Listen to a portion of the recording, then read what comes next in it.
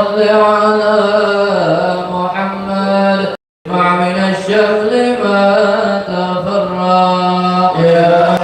ربي صل على محمد واجمعنا من الشمل ما تفرق يا ربي صل على محمد واصلح وسهل ما قد تعوق يا ربي صل على محمد واصلح وسهل ما قد تعوق يا ربي صل على محمد وافتح من الخير كل مغلاق يا ربي صل على محمد وافتح من الخير كل مغلاق يا ربي صل على محمد وآله ومن بالنبي تعلق يا ربي صل على محمد وآله ومن بالنبي تعلق يا ربي صل على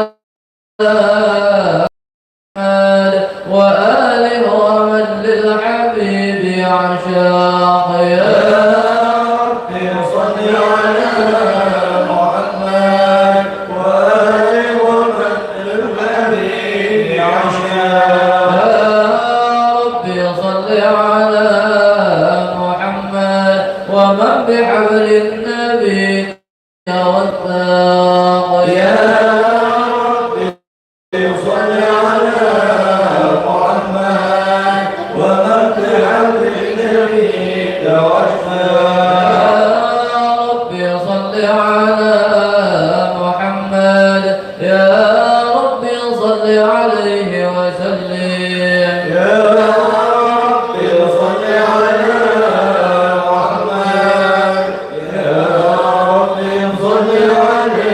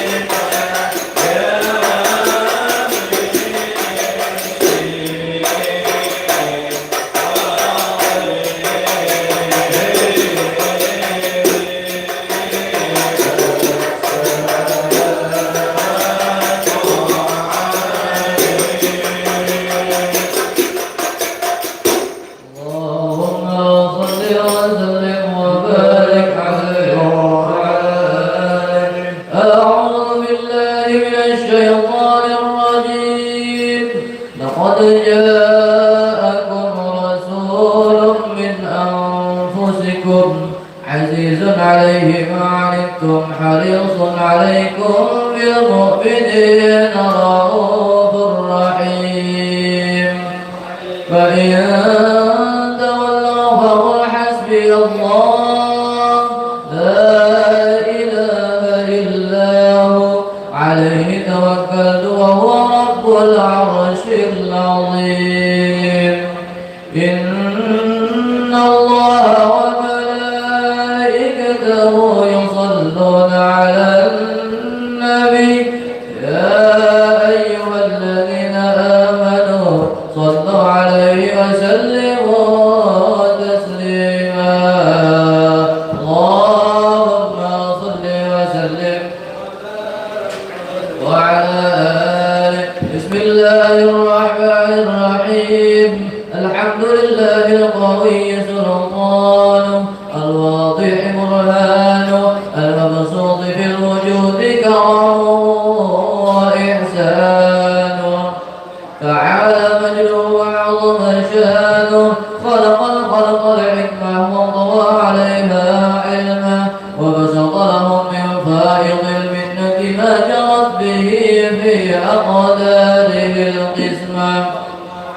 فأرسل إليهم أشرف خلقه وأجل عبيده الرحمة تعلقت إرادته الأزلية بخلق هذا العبد المحبوب وانتشرت آثار شرفه في عوالم الشهادة والغيوب وما أجل هذا المن الذي تكرم به المنان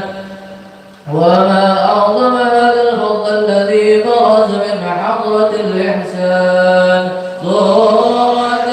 كاملة ظهرت بهيكل محمود وتعطرت بوجودها أكناف الوجود وبرزت برد العوالم بطراز التكريم اللهم صل وسلم واشرف الصلاة والتسليم على سيدنا ونبينا محمد الرؤوف الرحيم اللهم صل وسلم وبارك عليه وعلى آله تجلى الحق في عالم قدسه الواسع تجليا قدا بانتشار فضله في القريب والشاسع فله الحمد الذي لا تنحصر أفراده بتعداد ولا يمل تقراره بكثرة ترداد حيث أبرز من عالم الإمكان صورة هذا الإنسان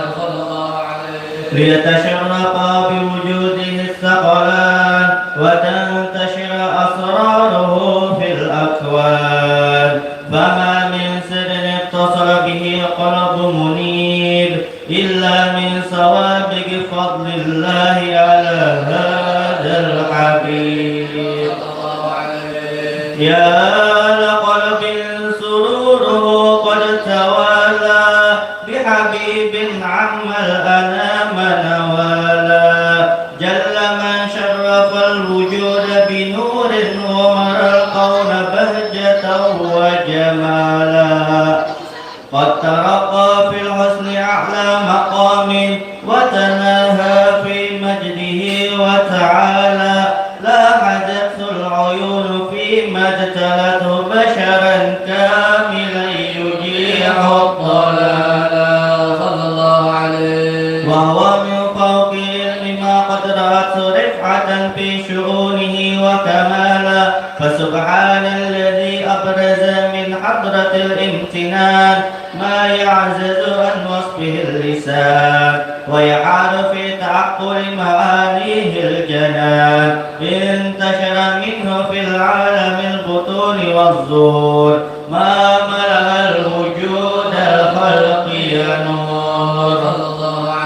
فتبارك الله من إله كريم بشرتنا آياته في الذكر الحكيم ببشارة لقد جاءكم رسول من أنفسكم عزيز عليه ما عنتم حريص عليكم بالمؤمنين رؤوف رحيم صلى الله عليه. فمن فاجأته هذه البشارة وتلقاها بقلب سليم فقد هدي إلى صراط مستقيم. اللهم صل وسلم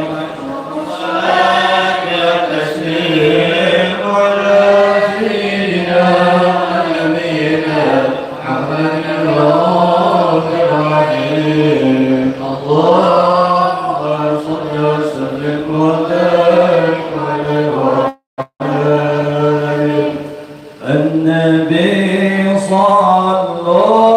عليه صلوات الله عليه وينال البركة كل من صلى عليه.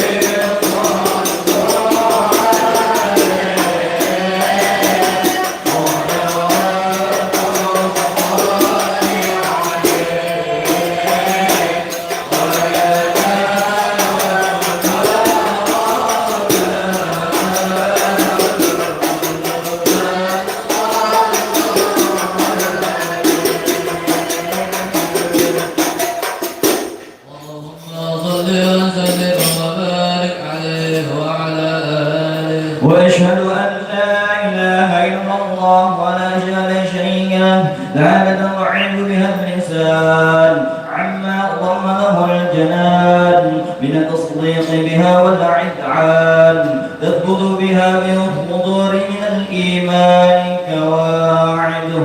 وله على أهل اليقين من سر ذلك العدعان تصدق شواهده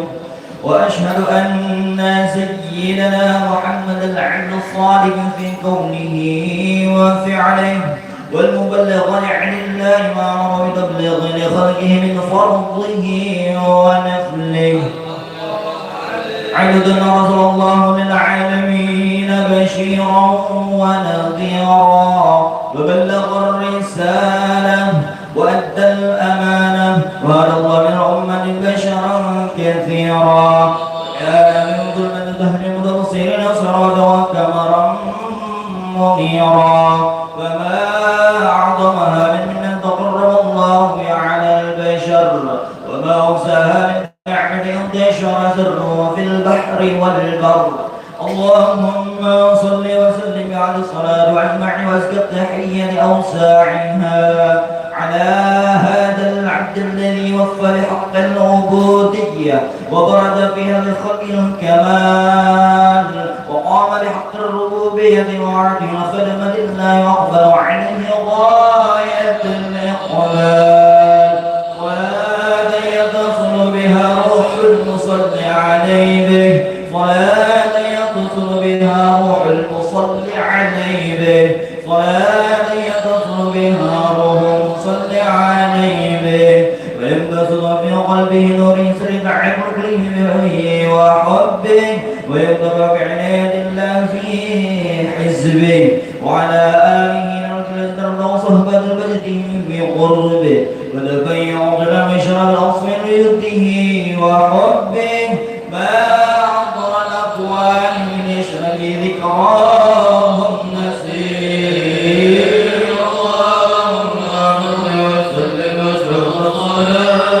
وسلم على سيدنا ونبينا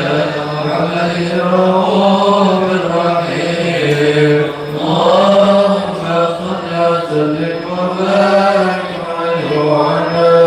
آله أما بعد فلما تعلقت إرادة الله في العلم القديم بظهور أسرار التخصيص للبشر الكريم بالتقديم والتكريم نفذت القدرة الباهرة بالنعمة الواسعة والمنة الغاهرة فانفلقت بيضة التصوير في العالم المطلق الكبير عن مكان مشهود بالعين حاول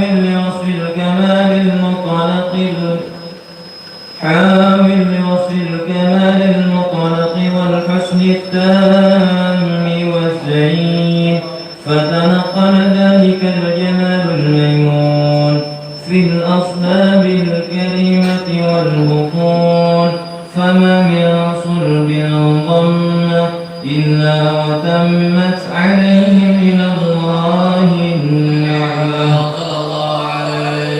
فهو القمر التام الذي يتنقل في بروجه ليتشرف به موطن استقراره وموضع خروجه وقد قضت الأقدار الأزلية بما قضت وأخبرت من سر هذا النور ما أظهرت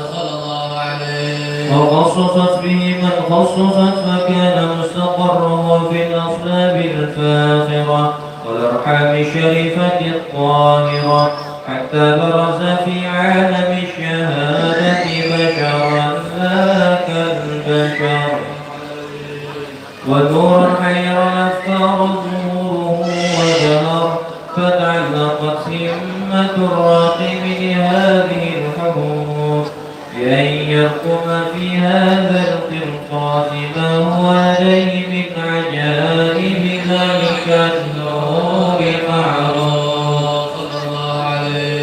وإن كانت الأسهم لا تفي بعشر معشار أوصاف ذلك الموصوف تشويقا للسامعين من خواص المؤمنين وترويحا للمتعلقين بهذا النور المبين صلى الله عليه. وإلا فأنا تعرب الأقلام عن شؤون خير الأنام ولكن هزني إلى تدوين ما حفظته من سير أشرف المخلوقين وما أكرمه الله به في مولده من الفضل الذي عم العالمين. وبقيت رايته في الكون منشورة على مر الأيام والشهور والسنين داعي التعلق بهذه الحضرة الكريمة وداعي التشوق إلى سماء أوصافها العظيمة ولعل الله ينفع به المتكلم والسامع ولعل الله ينفع به المتكلم والسامع ولعل الله ينفع به المتكلم والسامع فيدخلان في شفاعة هذا النبي الشافع ويتروحان بروح ذلك النعيم. اللهم صل وسلم وصلاة وتسليم على سيدنا ونبينا محمد الرؤوف الرحيم. اللهم صل وسلم وبارك عليه وعلى آله. اللهم صل وسلم وبارك عليه وعلى آله. وقد أذن القلب أن يخطه حركته في الأنام إما السبال نقام من صفات هذا العبد المحبوب الكامل والشمائل التي يسأل الشمائل والناس إذا ما بلغ إلينا من شعر هذا الحبيب من أخبار وآثر يتشرف بكتابة القلم والقرطاس وتنزه بحديث الأسماء والأبصار. وقد بلغنا بالأحاديث المشهورة أن أول شيء خلق الله ويوضع في هذه الصورة فنور هذا الحبيب أول مخلوق برز في العالم ومنه تفرع الوجود خلقا بعد خلق فيما حدث وما تقال. وقد أخرج عبد الرزاق بسند جابر بن عبد الأنصاري رضي الله عنه قال قلت يا رسول الله يا أبي وأمي شيء خلق الله قبل إن الله خلق قبل الأشياء نورا لم يخلق من نور. وقد ورد من حديث أبي هريرة رضي الله عنه أنه قال قال رسول الله صلى الله عليه وسلم كنت أول النبيين بخلق وآخرهم في البعض. وقد فعلت الرواية بأنه أول خلق وجودا وأشرفهم مولودا. ولما كانت السعادة العملية لأخذته خفية إخلاصا من شاءت من البرية بكمال خصوصية فاسترجعت هذا النور المبين أصلاب وبطن من شرفته من العالمين فتنقل هذا النور من قرب آدم ونوح وإبراهيم حتى أطفل يد العلم القديم إلا ما خصصه بالتكريم أبيه الكريم عبد الله بن عبد المطلب ذي القدر العظيم وأمه التي بمقام في آمنة السيدة الكريمة آمنة فتلقاه صلب عبد الله فألقاه إلى بطنها فضمته أشياءها بمعونة الله مخافة على قياد الروة وصومها فحملته برعايته كما ورضتها حملا خفيفا لا تزن له ثقلا ولا تشكو منه ولا ولا حملا حتى مضى شهر بعد الشهر من حمله وقرب وقرب إلى عالم الشهادة لتنبسط لهذا العالم على هذا العالم فيضل فضله وتنتشر بأنهار مسجد السمين اللهم صل وسلم واشرب الصلاة على سيدنا ونبينا محمد الرؤوف الرحيم اللهم صل وسلم وبارك عليه وعلى الكرام